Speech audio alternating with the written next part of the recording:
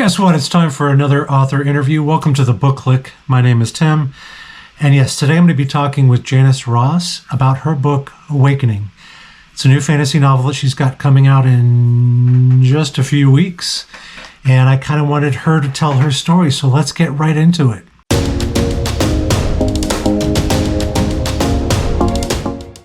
All right, so I'm joined with Janis, and we are going to talk about her new book, Awakening. And the one thing I want to do first, though, is get a little bit more information about you. What are your background details? Where are you from? What do you do for a living if not paid for writing? You know, the basics. Well, I have been teaching for the past 10 years, which is wild to think that's been 10 years. So that's my day job. I work with elementary students. I'm a reading interventionist, so I help them with any places where they need a little support so they can get to grade level content and things like that. Um, Me, just in general, like I have been writing since I was 11. I always tell everybody the story that I had a dream and I said, I want to make this into a story. So I told my dad, and he taught me how to use Word for the first time. And ever since then, it just kind of took off. And so this has been kind of a lifelong dream of mine to, just write books and share it with people. That's awesome. The one thing I would actually have to ask, though, is how do you deal with elementary children and then have the energy to write? Well, it's better now that I'm not like the classroom teacher, so I'm Sure. not solely concerned with, talking to their parents and their homework and grading. So, am I exhausted when I get home? Yes, but Oh, yeah. I find places. There you go. Summer is great.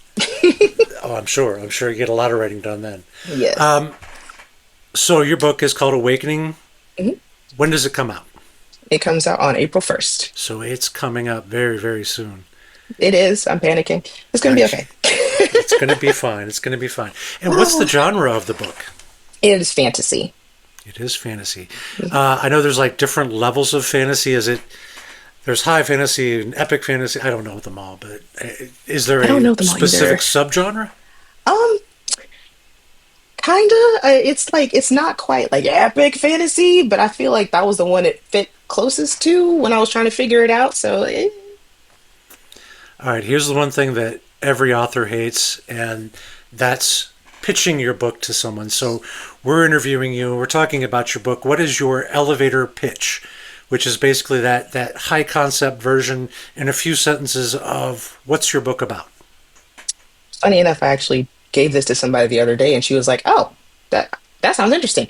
So it is about a sorceress who uses her magic to go to sleep for 70 years, although she did not plan the 70 years. And when she wakes up, everyone she knows is gone, and she has to work with the descendants of the people she loved before to try to figure out how to free the world from a mad sorceress. Ooh, that does sound very, very good. Is there like a one sentence summary or something that you use that might hook readers instantly? Well, I ended up using the first line of the book, which is "I'll see you when you wake up. I love you."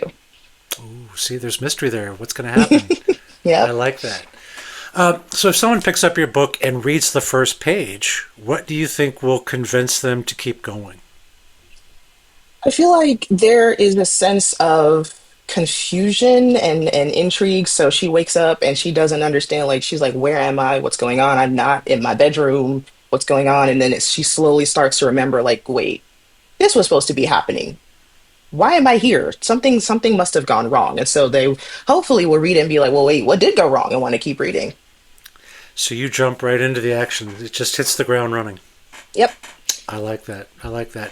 Sometimes you have the ones that have the slow things where everything just starts out in the first 30 pages, and Yeah. it takes a while for people to sort of get into it. But I like it. I've always been a big fan of having come from a background of screenwriting and for movies, writing for Hmm. movies. You just sort of, like I said, hit the ground running. You just got to go. Yep. The other thing, let's take a look at your book cover. I'm gonna actually put the cover up here. Mhm. The book cover is the first thing that people see. So, what inspired the design, and how does it reflect your story? Well, when I was working with my designer, I knew that I wanted Adanya, who's the main character, to be the focus. Like, it's all about her. It's about her awakening in lots of different ways. And so when I described it to her, I was like, there's different types of magic. And so maybe some of those colors can be represented. I use a lily to show kind of like rebirth and awakening and things like that. I wanted that on the cover. I really wanted her to be the focus and to be really striking so that you saw her like looking at you and was like, oh, wow, who is this? I want to read more about this person. So I'm very pleased with the cover I ended up with. I do like it. That cover captures me every time. And I've seen it a lot on social media, and I think it's a great thing because I think covers are truly important. I know people say don't judge the book, but everybody does. I mean, they really do. Absolutely. And the other thing too is people buy books based on emotion. Mhm. Everybody thinks it's, well, if I've got the perfect blurb on the back and I've got the perfect title and I've got the perfect cover, I'm all set. My work is done. But what kind of feelings do you hope that your book will stir in readers? So I wrote this book, and the main character I've told people is the instead of writing who I want to be, like, somebody with a sword and, doing all this action, I wrote her as me. So she struggles with anxiety, she struggles with grief, she struggles with self-doubt. And I feel like all of those things are very relatable things. Like I know a lot of my friends who struggle with anxiety and things like that. So hopefully they kind of read that and say, oh, I remember something like that happening to me, or oh, she has people in her life who try to encourage her and uplift her. I have people like that too. So hopefully those kinds of things really draw the reader in and make them want to, read more. What? She's human? Oh my gosh! Can't have a human character. She's got to be a badass with a sword. Yeah, of course.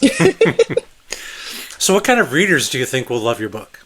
Is there a specific type of person, something that that might make the book resonate more deeply for them? Um, well, part of it is when I was growing up, my favorite fantasy novel was Lord of the Rings. I'm not going to Still say mildly obsessed. obsessed. Yes, very obsessed. Very obsessed with Lord of the Rings. And I didn't see any characters in there who look like me. Representation has always been a big thing for me, especially as an elementary teacher. Like I remember growing up reading like Tolkien and like, yes, the story is amazing and wonderful and his world building and everything, but the characters didn't look like me. So I'm gonna tell you a story I ain't told nobody else. I may or may not have created a whole character to insert into Lord of the Rings whenever I was watching the movies that was black and she had a whole mythos and everything. Um, so That's okay. yeah, That's okay. yeah. So I really wanted a character that reflected who I was and like I could look on the screen and be like, huh, that could be me. I could pretend to be that person and not have to like change what they look like because they're a different race. So being able to create like characters who are distinctly black characters that black readers can look at and be like, I read fantasy and it's amazing and I'm included. That kind of thing is kind of what drove me there. Awesome. I love that. Beyond that, is there any like it's fantasy? Everything has got there are the tropes to fantasy, the things that you normally see. Is there anything that's different, maybe that's new and fresh in your book? Um, I feel like it's a combination of a few things. So there's a mentor, there is characters who didn't want to do something and ended up having to do it. I feel like I did it a little differently in this story. It wasn't like Adanya was just living her happy little life and then all of a sudden, boom, magic, you got to save the world. There Yeah. was a lot of layers and building up to that. So it kind of takes you on a journey. And I also use a past and present storyline in my story. So one chapter is past, one chapter is present, and they kind of melds together and helps you understand more of who she is and how she got to be where she is. So hopefully that kind of helps to draw us into. And I know in fantasy that everybody always talks about the tropes, which I really hate that word for some reason. But um, is there any familiar tropes that people might recognize, or a theme maybe that they recognize that would maybe make them say, "Yes, I want to read more about this." Um, there's definitely a theme of kind of growth, like figuring out who you are separate from what everybody wants from you, and also kind of overcoming what might have been said to you in the past kind of deal. So there's definitely like growth and self-confidence and things like that that are in there. One of the things I always like to ask is, were there any personal experiences, or basically what inspired you to write this book? Um, a combination of things. Most of my story seeds come from dreams I've had. I'll see like a scene very vividly and then I'll build the story around it. It's a very different story from when I began writing it. And I think it is because I decided to inject more of my experiences in there. So things that people have said to you, whether on purpose or not, like being well meaning, that may have like dragged you down and made you think differently about yourself, maybe not have confidence in yourself, was something I really wanted to inject in there.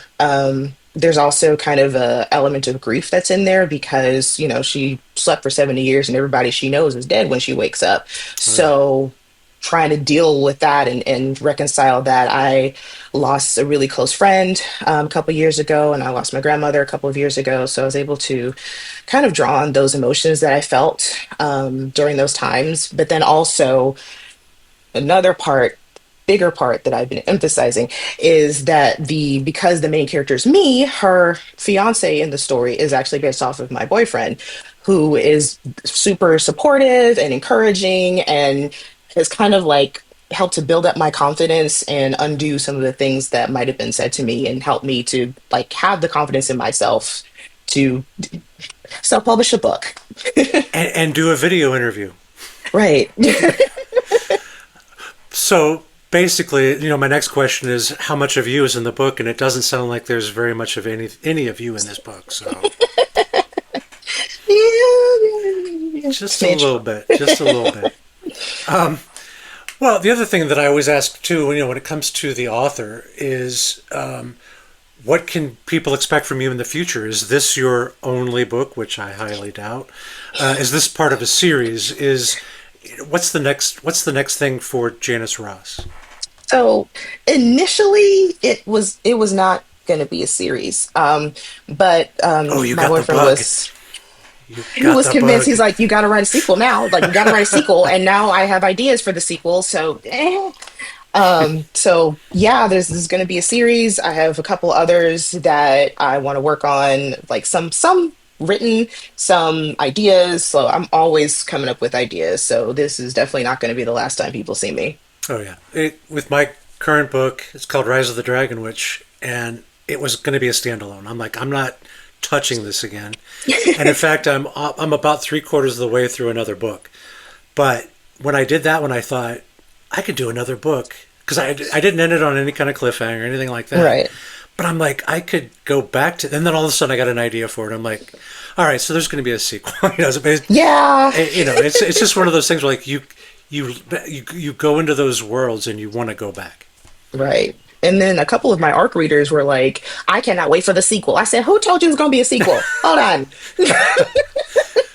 Well, that's my problem. Is like when I worked in Hollywood, I wrote comedies. I wrote like romantic comedies and then action things, and then so I'm used to jumping around to different projects. And Yeah. I can't imagine writing the same thing 5 different books. I mean, Yeah. if my current book took off and everybody said we've got to have a giant series, I'm like, all right, but I would not be happy about it. Feel that. Oh yeah. Have you received? Actually, I'm not even sure about this. Have you received any reviews yet? Has anybody had a I chance to read it? have. I have. I sent out art copies a month ago, I think. Time, what is time? Yeah. Um, and one of the first ones who got back to me, she has become my biggest hype man. She reposts everything I do. She sent me an email. She read it in 2 days and had a That is whole awesome. review ready for me. She was like, Wow. if you have flavors of this and flavors of that, oh my gosh, it's so amazing. You need to read this. I'm like, she was really the first one who, like, after beta readers and everything, the first person to read it that I do not know that, like, was like, I love this story. You did so good. And I'm like, I felt, you feel validated. So Yeah. I've gotten a couple more since then. She was the one who really got it. She was, and she's been just shouting it from the rooftops. It's so funny. Well, in any of your other feedback, did you get anything maybe that surprised you? That you were like, I didn't even think about that. Like good or bad, but was there anything that really kind of just took you back?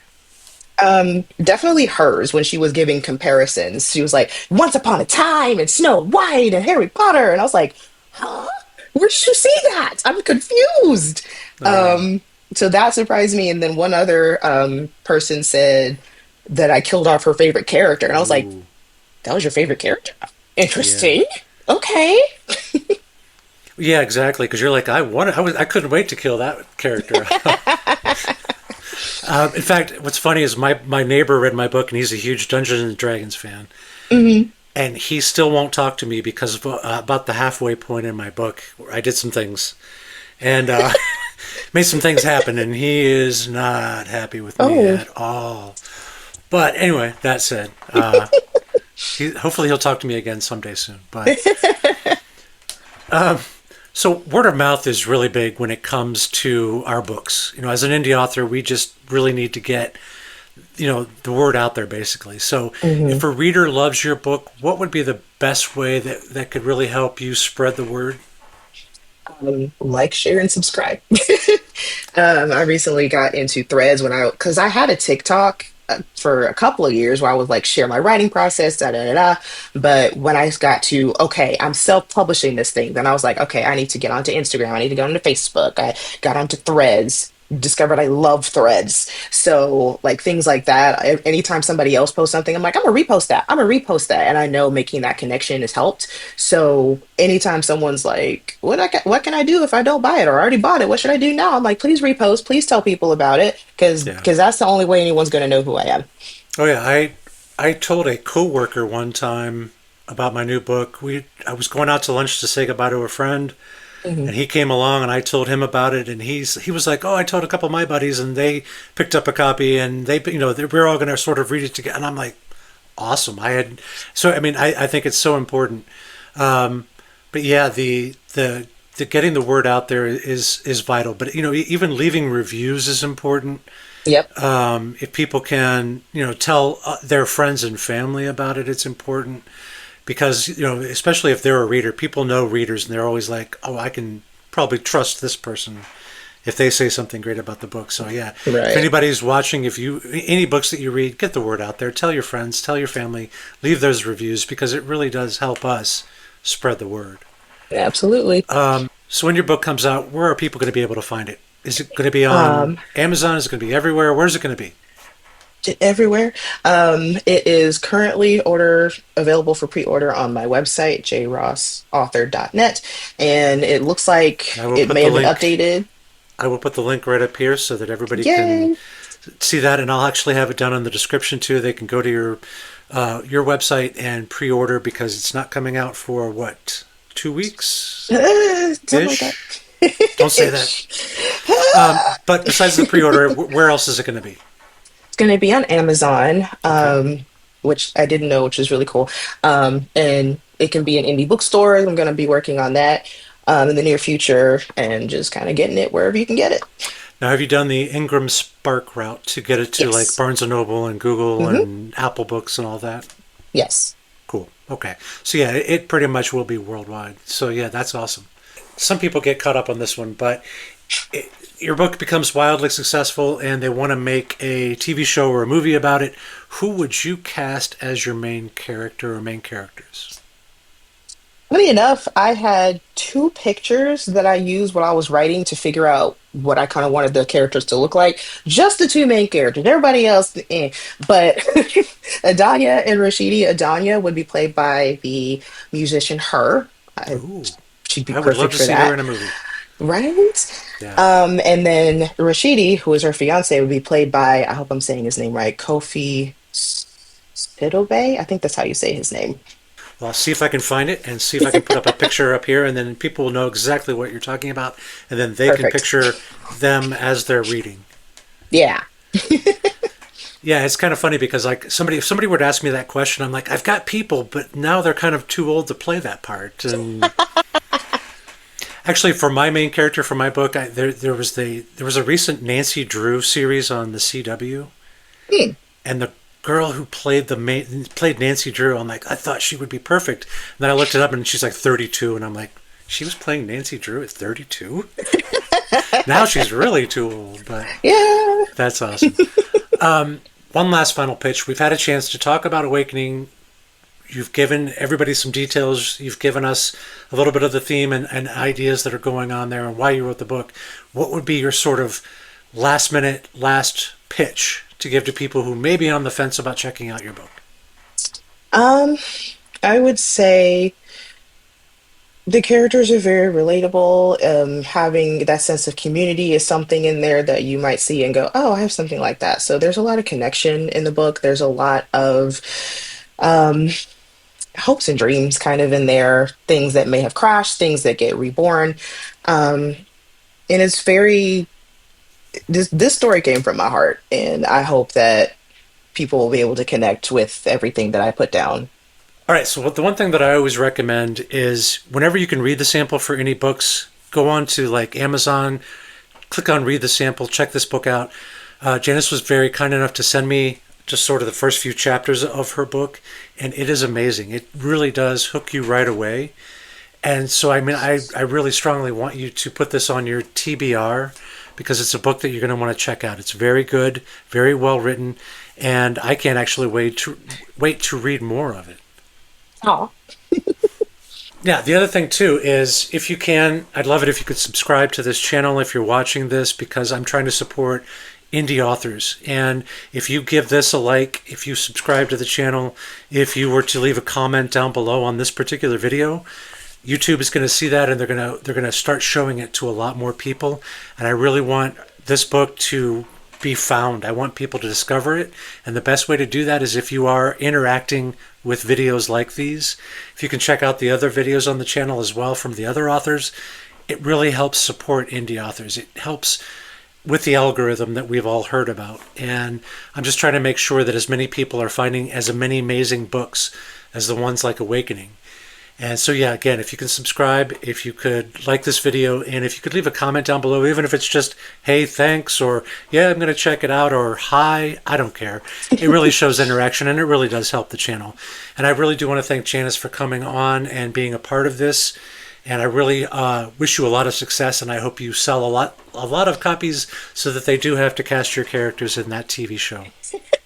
thank you. All right, everybody, thank you very much for tuning in. We will catch you next time. I'm going to have some more author interviews coming up. And yeah, thank you very much, and I hope you all have a great rest of your week. Bye.